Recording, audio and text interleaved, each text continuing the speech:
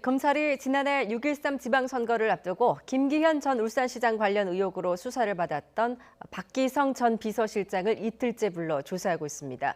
검찰이 주요 참고인들을 잇따라 불러 조사하면서 하명 의혹 수사에 속도를 높이고 있습니다. 취재기자 연결합니다. 이경국 기자. 네, 서울중앙지검입니다. 검찰이 김 전 시장의 비서실장을 이틀째 소환했는데 지금 조사가 진행되고 있습니까? 네, 그렇습니다. 서울중앙지방검찰청은 어제에 이어 오늘 정오부터 박기성 전 비서실장을 다시 불러 조사하고 있습니다. 박 씨는 지난해 6.13 지방선거를 앞두고 아파트 건설 현장 비리 의혹으로 울산경찰청에 조사를 받았는데요. 지난 3월 검찰이 무혐의 결론을 내리자 당시 경찰 수사를 지휘했던 황운하 현 대전지방경찰청장을 고소 고발했습니다. 박 씨는 검찰 출석 전 입장을 묻는 취재진에게 황 청장이 잘못한 게 있다면 반드시 법적 처벌을 받아야 한다고 강조했습니다. 이어 김기현 전 울산시장 측근 비리를 청와대에 최초 제보한 것으로 지목된 송병기 울산시 경제부시장에 대해서는 그 배경이 의심된다고도 주장했습니다. 직접 들어보겠습니다.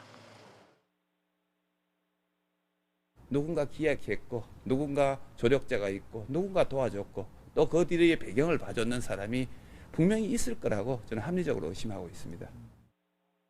네, 앞서 검찰은 어제도 밤 9시 반부터 자정쯤까지 박 씨를 상대로 황 청장을 고소 고발하게 된 경위를 조사했습니다. 또 박 씨가 최근 기자회견을 통해 송 부시장의 공모 의혹을 제기한 배경과 근거 등을 구체적으로 확인한 것으로 전해졌습니다.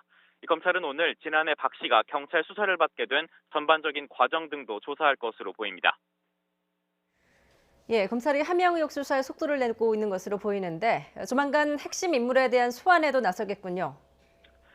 네, 앞서 검찰은 청와대에 첩보를 건넨 송병기 부시장을 소환 조사하고 같은 날 자택과 울산시청 집무실 등을 압수수색했습니다.